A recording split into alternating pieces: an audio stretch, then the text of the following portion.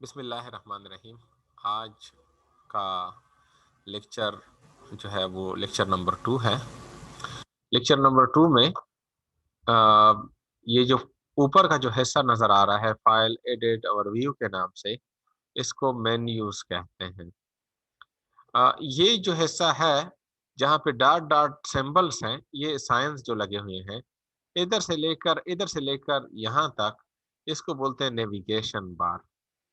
और ये वाला जो हिस्सा है इसको आइकन बार बोलते हैं। मैं नीचे लेकर आ जाता हूँ। देखिए अभी ये 2 हिस्से डिफरेंट हो गए हैं, आपको नज़र आ रहा है। ये वाला जो नीचे वाला हिस्सा है ये आइकन बार है, ऊपर वाला जो हिस्सा है वो नेविगेशन बार है। फाइल में हमारे पास जो फर्स्ट ऑप्शन है वो न्यू कंपनी का है। कल भी हमने कंपनी क्रिएट की थी, आज दोबारा भी ओपन कर सकते हैं, क्रिएट कर सकते हैं। लेकिन ऑलरेडी मैं चूँकि प्रोसेस करा चुका हूँ, अगर कोई मसला हुआ तो आप पूछ सकते हैं। ओपन कंपनी से मुराद ये है कि जितनी कंपनीज़ आपने क्विक बुक्स में बनाई हैं, वो कंप्लीट लिस्ट आपके सामने जो है वो लिस्ट अगर आप खोलना चाहते हैं, तो वो लिस्ट खुल जाती है। प्रीवियस कंपनीज़ रिसेंटली आपने जिन कंपनियों में काम किया है, तो रिसेंटली जिन कंपनियों को आपने ओपन किया है, अगर आप उन्हीं में काम करना चाहें, तो ये प्रीवियस कंपनीज़ का जो है एक लिस्ट आपके सामने एक लिस्ट आ जाती है। Set number of previous companies minimum 1 company और मैक्सिमम 20 कंपनीज़ की जो लिस्ट है, आप शो कर सकते हैं। लेकिन यहाँ पे आपको एक ऑप्शन गिवन है कि कितने तक आप शो करना चाह रहे हैं, तो मैंने 4 का दिया हुआ है।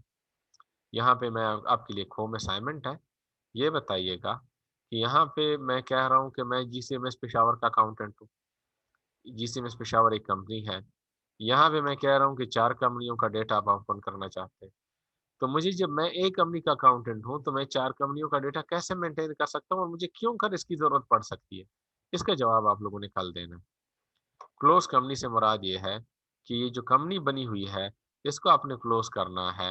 आज तक यही तक काफ़ी था, अगर ये आप इस तरह कह रहे हैं, तो आपने कंपनी को क्लोज़ करना है और ये देखें जीसीएमएस पेशावर का नाम हट गया। आप दोबारा ओपन करना चाहते हैं, जीसीएमएस पेशावर पे क्लिक करें और ओपन पे क्लिक करें, कंपनी दोबारा आपके सामने आ गई है और ये कंपनी आपके सामने है, जीसीएमएस पेशावर के नाम से। ये जो ऑप्शन है switch to multi user mode, अगर आप चाहते हैं, अगर आप ऐसे इदारे में काम कर रहे हैं, जहाँ पे परचेज़ के लिए अलहदा अकाउंटेंट है या बुककीपर है, सेल्स के लिए अलहदा बुककीपर है, पेरोल के लिए अलहदा है, तो हर जगह पे आपने उसको कंट्रोल दिया हुआ है और एडमिन के पास डिफरेंट कंट्रोल है। कंट्रोल कहाँ से लगता है? कंपनी के यहाँ से सेटअप यूज़र से। तो अगर आप ये सारा कंट्रोल लगाना चाहते हैं और आप स्विच ओवर होना चाहते हैं, तो आपने ये वाला ऑप्शन यूज़ करना है। लेकिन अभी मैं सही तरीके से नहीं कर पाऊँगा ये ऑप्शन। क्यों? क्योंकि जब तक यूज़र्स क्रिएट नहीं होते, इसी ऑप्शन को करना बेकार है। इसी वजह से जब हम इसी मेन्यू में आएँगे, तो रिमेनिंग के जो ऑप्शंस हैं, इसका जो जिस तरह के बैकअप है, आपके पास डेटा है नहीं, तो बैकअप कैसे मेंटेन करेंगे? फॉर्म है नहीं, तो किस तरह प्रिंट निकालेंगे? और इस तरह रिमेनिंग जो ऑप्शंस हैं, तो वो सारे ऑप्शंस जब वन्स हम क्विक बुक्स की रिपोर्ट्स का तक हम पढ़ लें, वापस मैं आऊँगा फाइल मेन्यू पे, जो रिमेनिंग ऑप्शंस हैं, इसी को हमने करना है। और साथ में ये एडिट का भी कुछ इस तरह ही है, क्योंकि मैं जब तक कुछ लिखूँ नहीं तो मैं कॉपी कैसे करूँगा, मैं पेस्ट कैसे करूँगा, मैं चार्ट ऑफ अकाउंट्स कैसे देखूँगा, मैं ट्रांज़ैक्शन कैसे फाइंड करूँगा, तो वो उसी के साथ एसोसिएटेड है जब एक बार मैं क्विक बुक्स के आगे के पोर्शन को पढ़ लूँ। यहाँ तक कोई सवाल है? अच्छा, इसके बाद आपके पास व्यू मेन्यू है। व्यू में सबसे पहले आपके पास ओपन विंडो लिस्ट है। ओपन विंडो लिस्ट पे आप क्लिक करेंगे, तो ये वाला जो हिस्सा है आपके सामने, ये विंडो का ये वाला हिस्सा आ रहा है।